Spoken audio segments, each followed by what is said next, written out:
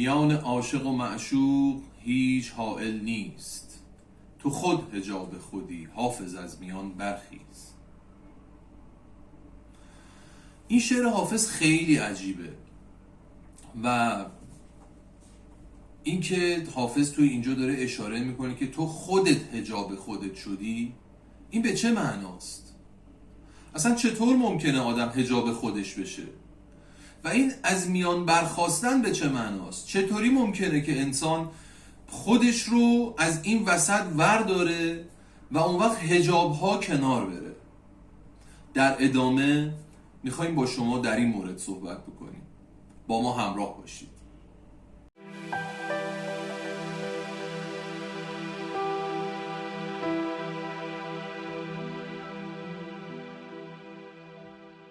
سلام، به کانال من خوش اومدین. من حسام الدین هستم. توی این کانال داریم در مورد مسائلی که مربوط میشه به شخصیت فرد و مسائلی که مربوط میشه به درونیات فرد و اینها کمک میکنه که انسان از خیلی از موارد و مسائل رها بشه و بتونه روی خودش، زندگیش، حالا سازمانش و همه چیز مدیریت بهتری داشته باشه صحبت میکنیم. دوستان، قبل از اینکه ورود پیدا بکنیم به این موضوع که حافظ بهش اشاره کرده، دو تا موضوع رو باید بهش توجه بکنیم. دو تا عنوان هست که خیلی مطرح میشه. میگن حرکت طولی و حرکت عرضی. اول این دوتا رو مشخص بکنیم به چه معناست، بعد بریم سراغ اصل ماجرا. ببینید دوستان، حرکت عرضی به این معناست که ما در طول زندگی سعی میکنیم دستاوردهایی رو به دست بیاریم که این دستاوردها در راستای این دنیاست. یعنی دستاوردهایی هستند که به شما در جهت افق دیدگاهتون کمک نمیکنن، بلکه در جهت زندگی روزمره‌تون داره پیش میره. مثالی میزنم. فرض بگیرید شما کار کردید و دارید پول به دست میارید. خب این پول به دست آوردن یک بخشیش میشه به دست آوردن همون مادیات، خونه، ماشین، حالا مدرک تحصیلی و امثالهم. اینها از این جنبه که به شما کمک میکنن که شما زندگی روزمره و امرار معاشتون رو پیش ببرید جلو، یا تو اجتماع، تو این اعتباریات برای خودتون سری تو سرا در بیارید، به اینا میگن حرکت عرضی.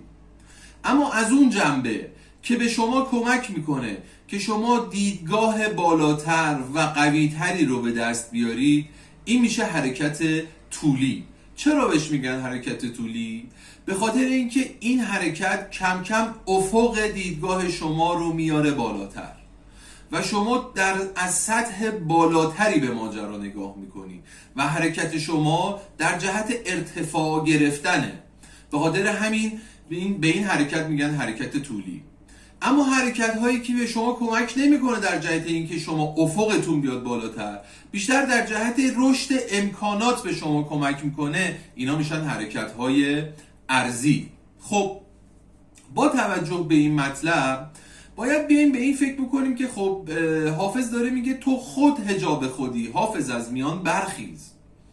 این خود آدم به حجاب خود آدم بودن به این معناست که ببینید ما به هر حال باید متوجه این موضوع بشیم که انسان نهایت حرکتش و سیر و سلوک درونیش در درون خودش تعریف میشه. این خیلی نکته مهمیه دوستان. اون بیرون خبری نیست.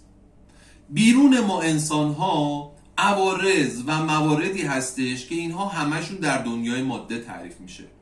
اگر شما مرگ رو بهش توجه بکنید، متوجه میشید که افراد وقتی که میمیرن با خودشون هیچی نمیتونن ببرن از این دنیا.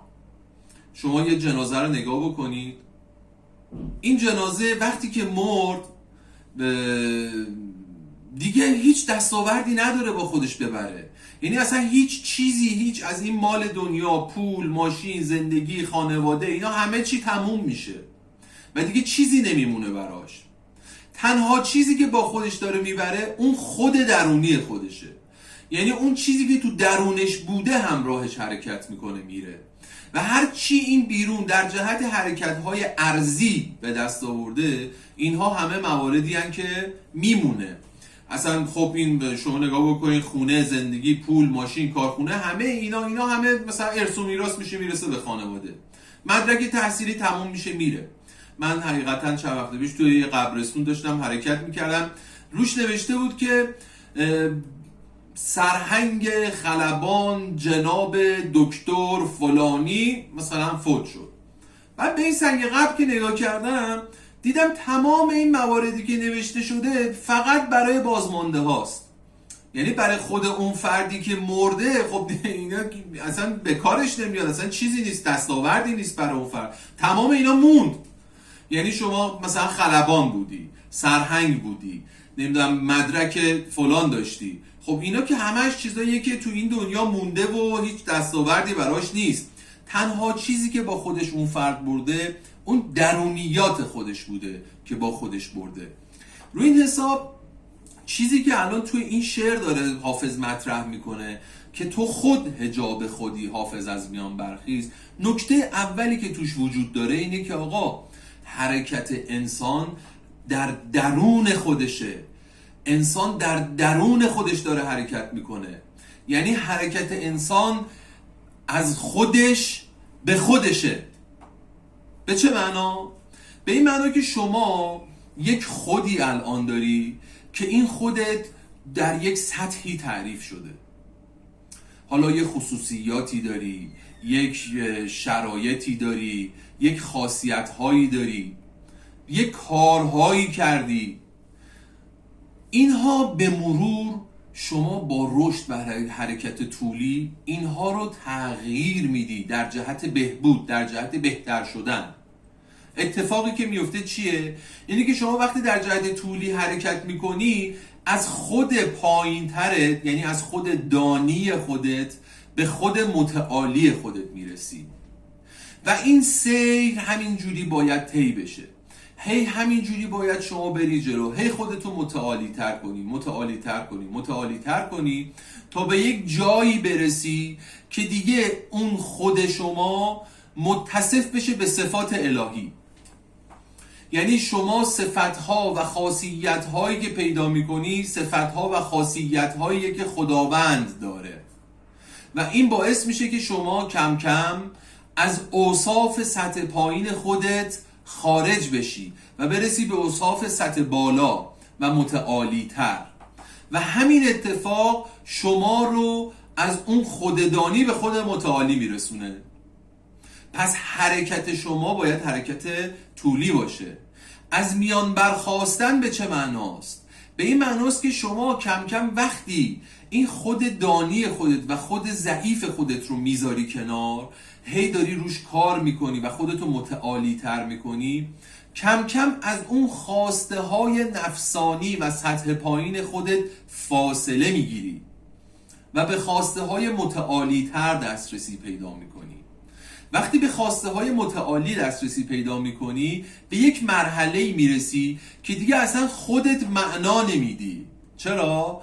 چون برای خداوند همه موجودات ارزشمندن. خداوند همه موجودات رو با جوهره عشق آفریده و وقتی یک عشق در همه موجودات ساری و جاریه، کم کم انسان هم به اون مرحله میرسه که عشق در وجودش معنا پیدا میکنه و اون معنا پیدا کردن عشق باعث میشه که انسان دیگه اصلا خودشو نبینه. چرا؟ چون این خاصیت یک عاشقه و این خاصیت باعث میشه که انسان کم کم از خودش خارج بشه، از اون نفسانیاتش فاصله بگیره و این فاصله از نفسانیات باعث میشه که انسان از میان برخیزه. حالا اگر ما به این شعر دقت بکنیم نکاتی رو پیدا میکنیم که در جهت همون شعر حافظ مطرح شده. این شعر از آقای فیض کاشانیه و بسیار شعر قویه. داره میگه که گفتم که روی خوبت از ما چرا نهان است، گفتا تو خود حجابی ورنه رخم عیان است.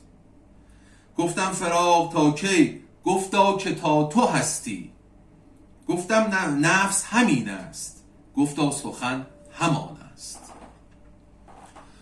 دوستان نکته خیلی عظیمی توی این قضیه هست و باید بهش دقت بشه و اون چیزی نیست جز این که داره میگه که به خدا داره میگه اون روی خوب خدا یا روی خوب تو چرا از ما پنهان شده؟ چرا ما روی خوب تو رو نمیبینیم؟ خدا داره میگه که تو خودت حجاب شدی، وگرنه من هستم، همه جا حاضر هستم، اصلا هیچی بدون من وجود نداره، من همه جا هستم. اما موضوع اینه که تو انقدر در خود دانی خودت قرار گرفتی، استقرار پیدا کردی و ثابت شدی که دیگه اصلا نگاهت بهت اجازه نمیده که منو ببینی. شما نگاه بکنید، ما در اطرافمون همه چیزها رو داریم با قضاوت‌هایی که بر اساس نفسانیاتمونه داریم بررسی میکنیم و همین باعث میشه که شما اون جلوه خاصه‌ای که خداوند داره در دنیا بروز میده رو شما نبینی. چرا؟ چون هر چیزی رو داری نگاه میکنی با یه قضاوتیه. چرا؟ چون داری با دیدگاه پایین تری نگاه میکنی به قضیه. و اگر شما متوجه این موضوع بشی و یاد بگیری که از خود دانیت خارج بشی و به مراحل بالاتر و خود متعالی خود دسترسی پیدا بکنی، اون موقع خداوند رو خواهی دید. در مصرع بعدی داره میگه که گفتم فراق تا کی؟ گفتا که تا تو هستی. این تو هستی، این تو منظورش چیه؟ منظورش تو دانیه. یعنی تا زمانی که تو با نفسانیاتت داری به ماجرا نگاه میکنی، من رو نمیبینی. باید از این خود نفسانیت خارج بشی، عبور بکنی، بیای به مراحل بالاتر حرکت طولی پیدا بکنی، افق بازتری رو پیدا بکنی. اون وقته که میتونی منو ببینی. در مصرع بعدیش داره میگه که گفتم نفس همین است، گفتا سخن همان است. یعنی داره میگه وقتی تو هستی نمیتونی منو ببینی. بعد فیض داره در جوابش میگه که این تویی که شما داری مطرح میکنی همون نفس منه. میگه دقیقاً صحبت ما هم همینه. باید نفس تو بذاری کنار تا منو ببینی. صحبت اینجاست. این که حالا نفس چیه؟ داره چی کار میکنه؟ چه بلایی سر ما داره میاره؟ این یک موضوع گسترده‌ایه که واقعا توی این مقال نمی گنجه. باید واقعا سر زمان خودش در موردش صحبت بشه. اما نکته‌ای که این وسط وجود داره و خیلی مهمه اینه که دوستان توجه بکنید، اون بیرون خبری نیست. هر چی هست در درون شماست. شما باید درون خودت رو زیبا بکنی، درون خودت رو روش کار بکنی و خودت رو از اون حالت نفسانی و حیوانی و نباتی خارج بکنی و به مراحل بالاتر شخصیت خودت برسی و بتونی صفات متعالی رو بروز بدی و هرچی این حرکت رو بیشتر طی بکنی، به سمت بالاتر بری، به خدا شدن نزدیکتر میشی. یعنی جلوه های خدا در تو بروز پیدا میکنه. یعنی شما متصف به صفات الهی میشی و هرچی بیشتر این اتصاف به وجود بیاد و هرچی بیشتر شما صفات خداوند رو بروز بدی، بیشتر خداوند رو در آثار میبینی.